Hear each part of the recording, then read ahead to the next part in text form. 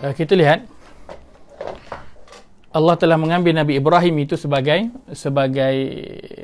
kekasih dia. Itu Allah sebut dalam surah yang keempat, ayat 125. Kita lihat kejap.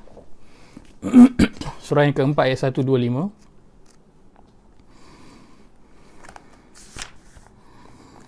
Pada muka surat 98. Muka surat 98. Surah An-Nisa, surah yang keempat, ayat 125. Allah berfirman, A'udzu billahi minasyaitonir rajim. Wa man ahsanu dinan mimman aslama wajhahu lillahi wa huwa muhsinun wattaba'a millata Ibrahim hanifa. Wattakhadhallahu Ibrahim khalila. Dan siapakah yang lebih baik agamanya daripada orang yang dengan ikhlas berserah diri kepada Allah, sedangkan dia mengerjakan kebaikan dan mengikuti agama Ibrahim yang lurus, yang hanif. Dan Allah telah memilih Ibrahim menjadi kesayangannya, menjadi kekasihnya. Maka Ibrahim dikenali dengan siapa? Khalilullah, sebagai kekasih Allah, berdasarkan ayat 125 daripada surah An-Nisa ini.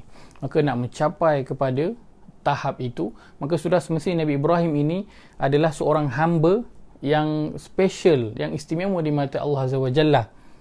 Maka sudah semestinya kita sebagai seorang Muslim tidak terlepas daripada meneliti bagaimana Nabi Ibrahim ini qudwah dia sebagai seorang hamba. Antaranya kita nak lihat satu sahaja, yang mana bagaimana Nabi Ibrahim ini sebagai seorang hamba pada surah ke-37 ayat 102, ayat 103. Kita lihat pada muka surat 450. Muka surat 450 surah As-Saffat, surah ke-37 ayat 102 103. Baik. Allah berfirman, A'udzu billahi minasyaitonir rajim.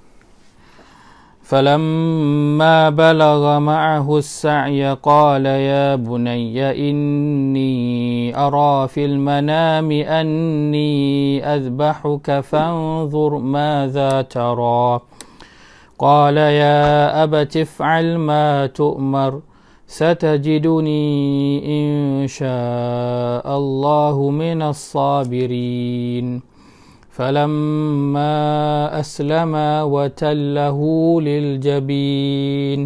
Kita sambung sikit lagi. وناديناه أن يا إبراهيم قد صدقت الرؤيا إنا كذلك نجزي المحسنين. Maka ketika anak itu mencecah umur yang mampu bekerja bersamanya, Ibrahim berkata, wahai anakku, sesungguhnya aku bermimpi bahawa aku menyembelihmu, maka fikirkanlah atau berikanlah apa pendapatmu. Dia, iaitu Ismail, menjawab, wahai ayahku, lakukanlah apa yang telah diperintahkan Allah kepadamu. InsyaAllah engkau akan mendapati aku termasuk orang yang sabar. Maka ketika kedua-duanya telah berserah diri dan baginda Ibrahim membaringkan anaknya di atas pahanya untuk melaksanakan perintah itu, lalu kami memanggil dia, wahai Ibrahim, sesungguhnya engkau telah membenarkan mimpi itu. Demikianlah kami memberi balasan kepada orang-orang yang berbuat kebaikan. Apa yang boleh kita dapat daripada ayat ini, iaitu Nabi Ibrahim alaihissalam,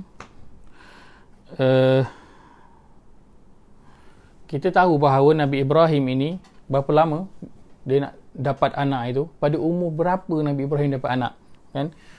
Ketika usia dia telah lanjut, barulah dia dikurniakan anak, yang dalam kisah ini Ismail, ya. Lama tunggu, kemudian ditinggalkan. Allah suruh tinggalkan, dia tinggalkan di wadin ghairi dhi zar'in 'inda baitikal muharram, di tempat yang kering kontang, gersang, berdekatan dengan Al-Haram. Ditinggalkan, dia pulang ke Palestin.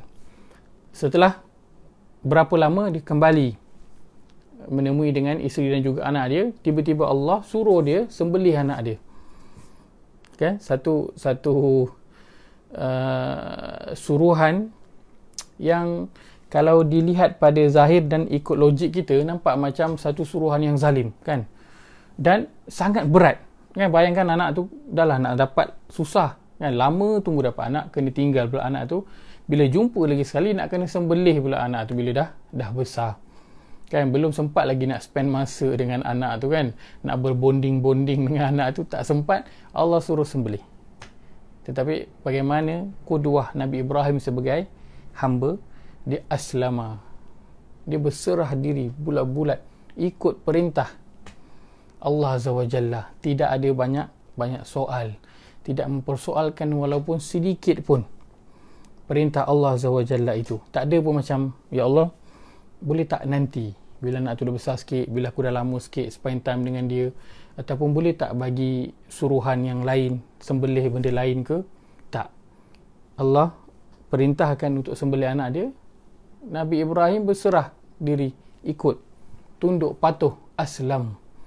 Itu yang kita dikenali sebagai orang Islam. Muslim ini ialah orang yang tunduk, patuh, taat pada apa yang diperintahkan. Maka itu qudwah Nabi Ibrahim pada Allah Azza wa Jalla. Ikut saja, tak banyak soal. Sebab itulah Nabi Ibrahim diangkat menjadi Khalilullah. Maka kita, kalau nak disayangi oleh Allah Azza wa Jalla, maka berserah dirilah, tunduk patuhlah kepada perintah Allah, segala perintah Allah. Tak boleh kita nak pilih-pilih, semuanya kena tunduk patuh. Mudah-mudahan Allah menyayangi kita sebagaimana Allah menyayangi Nabi Ibrahim alaihissalam.